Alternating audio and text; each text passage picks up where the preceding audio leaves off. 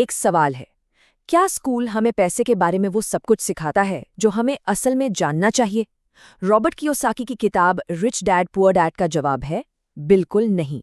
तो आज हम इसी मशहूर और हाँ थोड़ी कंट्रोवर्शियल किताब के कोर आइडियाज को समझेंगे, जिसमें वो सोच भी शामिल है कि हमारा घर शायद एक एसेट है ही नहीं।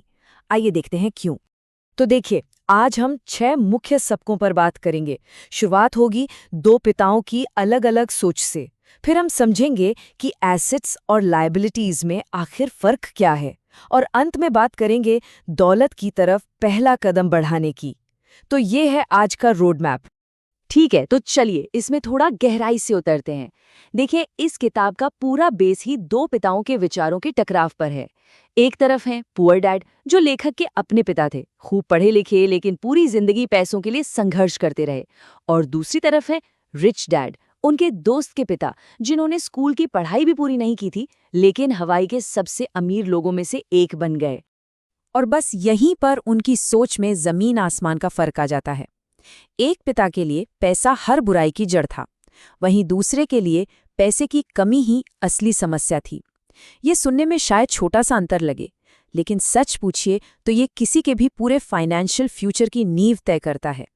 तो चलिए आगे बढ़ते हैं और उस सबक को देखते हैं जो रिच डैड की पूरी फिलॉसफी की, कह सकते हैं कि बुनियाद है। ये एक ऐसा नियम है जिसे समझना तो बड़ा आसान है, लेकिन असल जिंदगी में लागू करना उतना ही मुश्किल। तो सबसे ज़रूरी बात यह है, किताब कहती है कि फाइनेंशियल सक्सेस का बस यही एक राज है।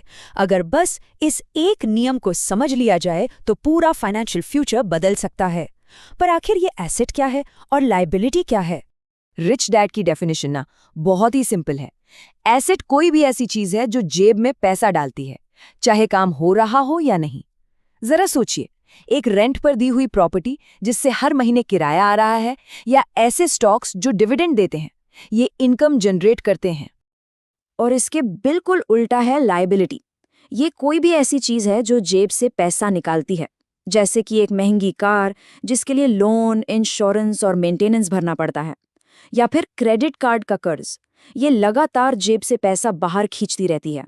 यहीं पर कैश फ्लो का पूरा खेल समझ में आता है। अमीर लोग अपने एसेट कॉलम पर फोकस करते हैं, ऐसी चीजें खरीदते हैं जो उनके लिए और पैसा बनाएं। इससे एक ऐसा साइकिल बनता है जिसमें संपत्ति बढ़ती जाती है।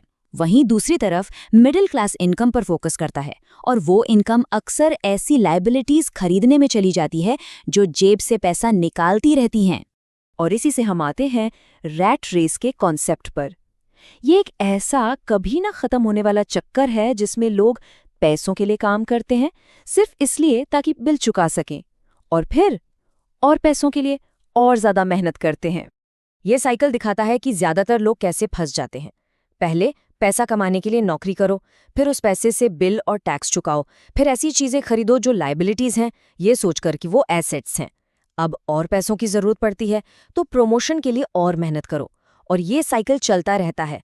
ये एक ऐसा जाल है जो लोगों को फाइनेंशियली आगे बढ़ने ही नहीं देता। डर और लालच, ये 2 चीजें इस चक्कर में बांधे रखती हैं। तो फिर इस रैट रेस से निकलने का तरीका क्या है? जवाब इस एक सोच में है। गरीब और मिडिल क्लास पैसे के लिए काम करते हैं, अमीर लोग पैसे से अपने लिए काम करवाते हैं।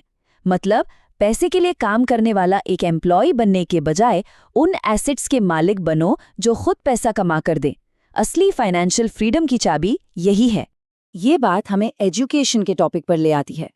किताब का कहना है कि जो हमारी ट्रेडिशनल स्कूलिंग है वो ज़रूरी तो है, लेकिन दौलत बनाने के लिए जो सबसे ज़रूरी शिक्षा है वो वहाँ से नहीं मिलती। रिच डैड का तर्क ये है कि अमीर बनने के लिए 3 तरह की एजुकेशन की ज़रूरत होती है। पहली एकेडमिक, दूसरी प्रोफेशनल, और तीसरी सबसे इम्पॉर्टेंट फाइनेंशियल एजुकेशन। चलिए देखते हैं कि इनमें फ़र्क क्या है। तो यहाँ इन तीनों को देखते हैं। देखिए, एकेडमिक एजुकेशन हमें एक बेस देती है, प्रोफेशनल एजुकेशन हमें पैसा कमाना सिखाती है, लेकिन फाइनेंशियल एजुकेशन ये वो चाबी है जो हमें सिखाती है कि उस कमाए हुए पैसे को अपने लिए काम पर कैसे लगाया जाए। और इसके बिना बाकी दोनों तरह की एजुकेशन अधूरी है। लेकिन सिर्फ फाइनेंशियल नॉलेज होना ही काफ़ी नहीं है। बहुत से लोग जानते हैं कि क्या करना है, पर फिर भी कर नहीं पाते। ऐसा क्यों?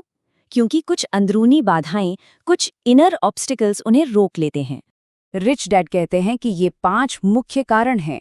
पहला, डर, पैसे खोने का डर जो हमें आगे बढ़ने से रोकता है। दूसरा, सिनिसिज्म यानी संदेह, जो हर मौके पर सवाल खड़ा कर देता है। तीसरा, आलस, जो मैं बहुत बिजी हूं कि बहाने के पीछे छिप जाता है। चौथा, बुरी आदतें। और पांचवा, एरोगेंस यानी अहंकार, जो हमें ये मानने ही नहीं देता कि हमें कुछ नहीं पता। ये सब बाहरी नहीं बल्कि हमारे अपने अंदर के दुश्मन है। और इसका सल्यूशन क्या है? वो इस सोच में है कि जीतने वाले हारने से नहीं डरते, लेकिन हारने वाले डरते हैं। असफलता को अंत नहीं बल्कि सफलता के प्रोसेस का एक जरूरी हिस्सा मानना। हर सक्सेसफुल इन्वेस्टर ने कभी ना कभी पैसा खोया है। फर्क बस इतना है कि उन्होंने उस हार से सीखा, हार मानी नहीं।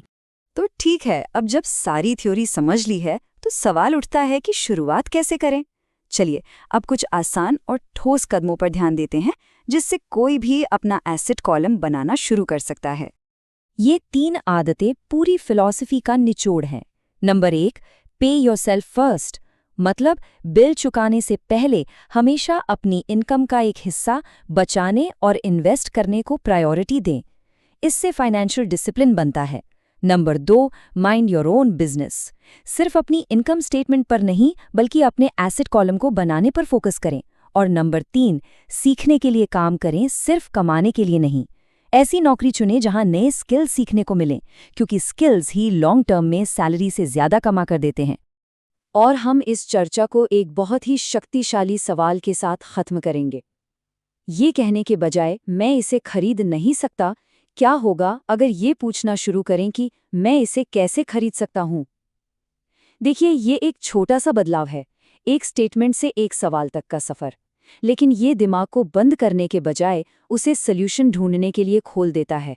यह हार मानने की जगह क्रिएटिविटी को बढ़ावा देता है। और यही रिच डैड की पूरी माइंडसेट का निचोड़ है।